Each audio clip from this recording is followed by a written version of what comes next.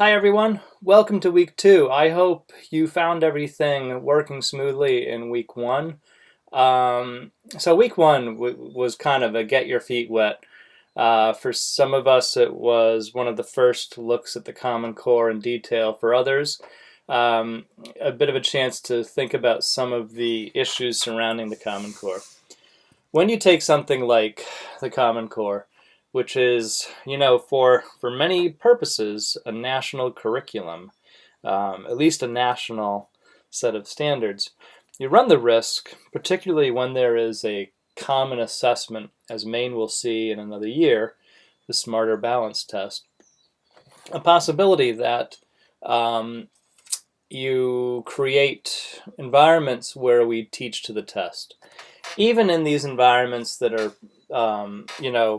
proficiency based, or using sort of the air quotes, mass customized learning, where students may move at their own pace, you still run the risk that because we have these fixed standards and students have to meet those, that it becomes very easy, in a sense, to create worksheets, to create teaching approaches that just simply deliver the standards, get kids to pass, and move on. And that's not what any of us signed up for when we started teaching. We signed up for teaching because we hopefully were interested in helping students become proficient, but helping them do so in a way that's engaging, that's exciting, that really makes them come to life. And I think we all know you certainly can't do that if you're teaching to the test. So, week 2 explores this issue about creativity and proficiency. And it is really an exploration on your point. Now, first off, I don't want you to get overwhelmed by what you see in front of you. There's a sizable number of things here, and you could think that, oh my gosh, we have 2 books to read and all these videos to watch and all this stuff. Please don't feel that way. Let me run you through the start here so I can give you a bit of an idea of what the picture looks like. First off, hopefully you have the book High Impact Instruction. I think a good goal for you would be to finish it by the end of week 3. That's roughly 2 weeks to read the book, and that shouldn't be too hard of a problem. When you pick a choice read, please post the title and just a line or two why you picked it to the book list forum. There's no need to comment on each other's posts, but you certainly can if you'd like to. I have created one forum called Specific Standard, Specific Challenge, and certainly read my directions, but your goal is to pick one standard, follow it in the core K-12, and figure out what the challenges are for teaching this. Especially look at your grade range, but certainly look above and below. All right? Now, I've also put up a link to the final project for the course. And we may do a little bit, we'll certainly fill in more detail as we go along. We might do a little bit of adjusting. But essentially, your goal is to design a standard-based learning environment for your students that creates a real reason for students to learn, a burning need to know, and gets them proficient in standards of the Common Core. Not all the standards, just the standards you'd be responsible for in any given year. It's not, the typical, there's so many grad courses where you do something and design a unit and move on. And I don't know how many of us really teach these units, but that's a pretty common thing. This is much bigger than that. It's not just design a unit, create handouts. It is create a system, an environment where you can teach and students can learn creatively, do really cool things, and master the standards. So read that over.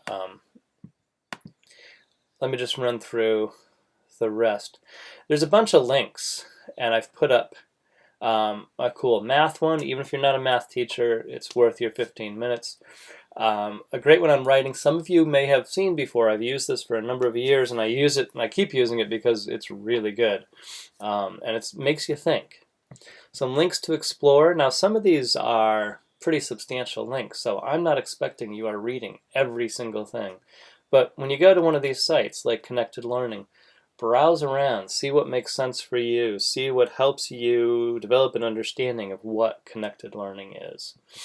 a great link from the Buck Institute on project-based learning, and another one from Edutopia, which is also good, and a link from a program run by the National Writing Project called Digital Is.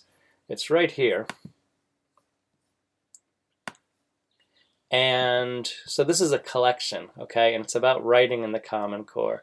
I think we can sort of get rid of the term digital writing in the Common Core. If a kid's using a computer, it's sort of digital writing, right? But anyway, these are the resources I'd like you to browse. So here's one that I actually wrote a couple years ago on a student's project, reading a pretty substantial book and crafting something. And you'll see that, I've written this piece. It's rather short. There's some links. The links are definitely worth exploring. And then you can look at the student's project. So my goal for you is to, this week, do some explorations, do some browsing around, see what's out here, read a bunch of different things. I think there's one more link to come up on Connected Learning. And if I come across other things, I will pop them up here. And then do some thinking as you're reading as well in high impact instruction, and put some ideas together. The goal is to sort of help you start to frame ideas of how teaching and learning can look when we're focused on these standards, the literacy standards in the Common Core, but also keeping in mind that there's more to life than achievement. There's also, the concept of creativity and of doing cool things. There is one more forum,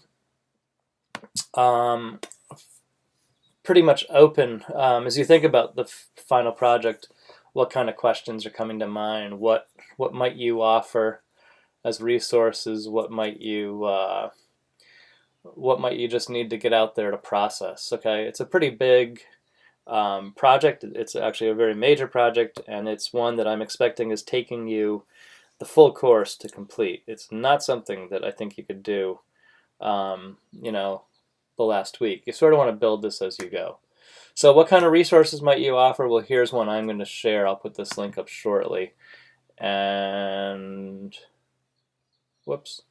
It's called bubble.us, and there is a free version. I always look for free versions. And essentially, it is a way of mind mapping. Jim Knight in High Impact Instruction talks about learning maps. This is a great tool for creating learning maps. So I'm going to put that link up there, and I will show you a little bit of what that looks like. Okay?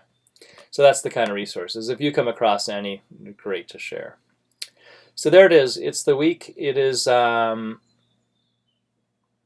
We're also going to get this course reset so that it appears in the summer 2014. Just, as you're working, make sure it says 2014.